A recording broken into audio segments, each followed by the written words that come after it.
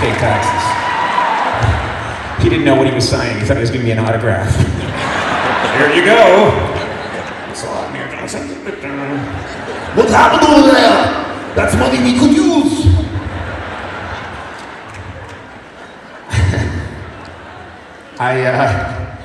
You may have heard, I'm excited. You can tell I'm in a good mood. I found out not too long ago that I got a new job. That's right. Starting tomorrow, I'll be the assistant manager at the Arden Fair in the Republic.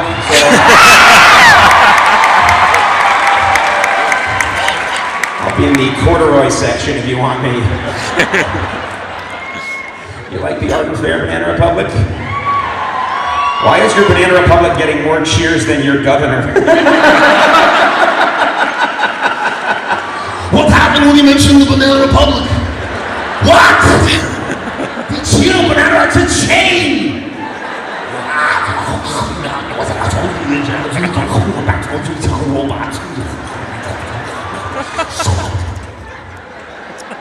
You know, it's weird. Some people haven't seen me in a while. Obviously, I haven't been on television. So when I come out here live, some people react strongly to the beard. I don't know how you feel about the beard.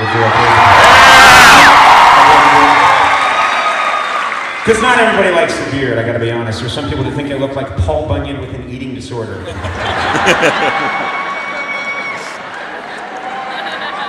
Yeah, someone said I look like the brawny paper towel guy just before his bone marrow transplant.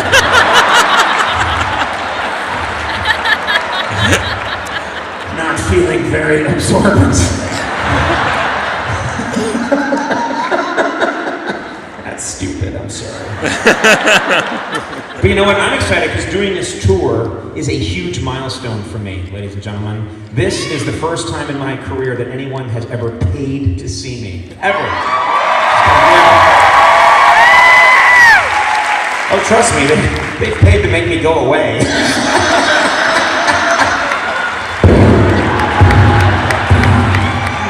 That's funny, because it's true.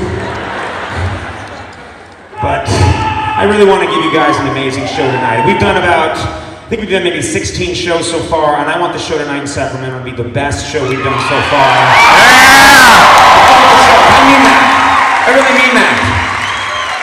I want you people to leave tonight thinking that was sort of worth it. That's my goal. And I think together we can do it. I want you to leave like, no, it's worth it. No, yeah, it was worth it. Yeah, when you factor in, it was pretty good. Yeah.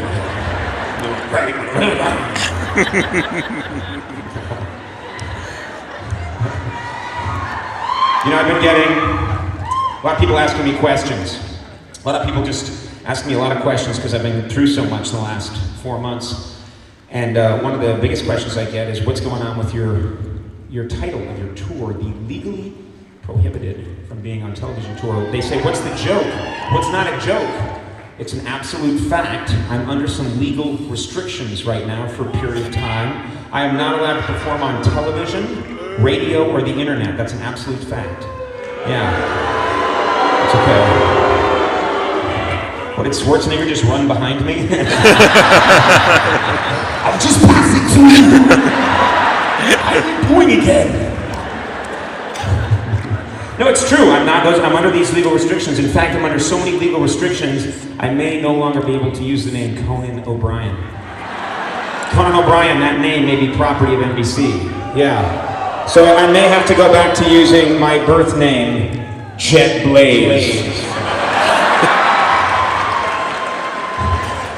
That's the name I was born with. But I gave it up because I wanted a cool showbiz name. When I was a kid, people were like, what's your name, kid? My name? Jet Blaze!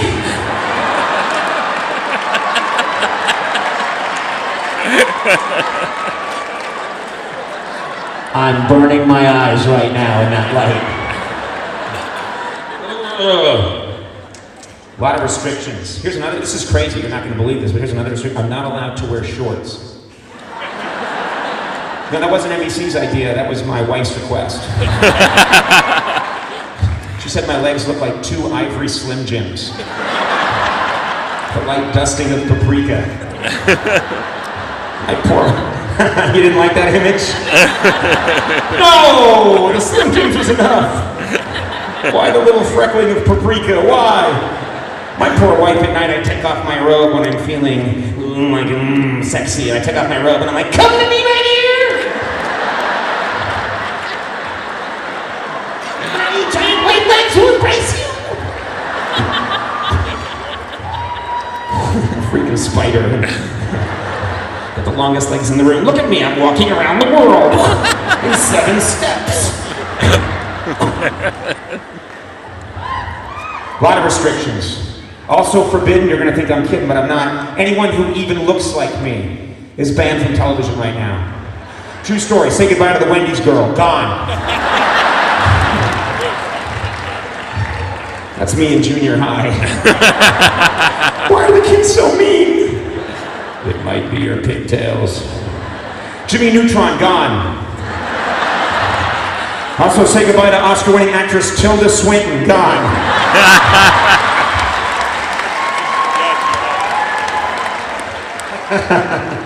What does it mean that I look so much like that beautiful woman? I went through a lot of stuff, and people want to know, what happened. And I'll be honest with you, the first thing that I realized the day after The Tonight Show ended for me and it was over, the first thing I realized is that I have no real marketable skills. Seriously, you think about it, I spent 17 years doing a very specific job and honing very specific skills for this one particular job to the exclusion of everything else. And then overnight, gone, over. And you can imagine me going into the unemployment office and talking to the guy there and saying I want a job. And he's like, okay, Mr. Blaze. What is it you do? And I'm like, what do I do? Check this out.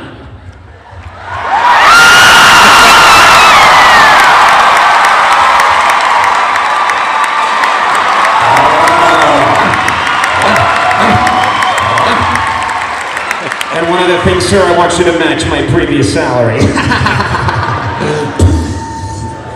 I got shot. Because there aren't a lot of jobs like this, So then that video we showed up front, it's kind of true. I had a lot of time to wander around and eat and reflect. That was the big thing. I had a lot of time to reflect. And what I learned, ladies and gentlemen, is that I never want time to reflect ever again. It's horrible. Never reflect on your life. That's my message to you tonight. If you're angry about something or upset or frustrated, don't express it, push it further down. And then one day take it out on your children. That's what's made this country great. That's right. And I get, like I said, I get so many questions. The biggest question I get, and I can be anywhere. I can be in a bank, I could be, going into a 7-Eleven, whatever, and people come up to me and they say, hey man, this is like if Cheech and Chong come up to me. Hey man, how's your mind, man? How's your mental state?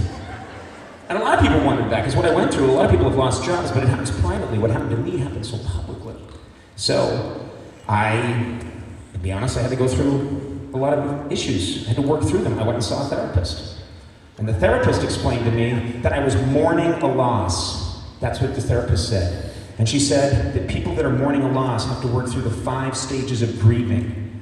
And this is steps like depression and acceptance, and you have to go through all 5 to get well.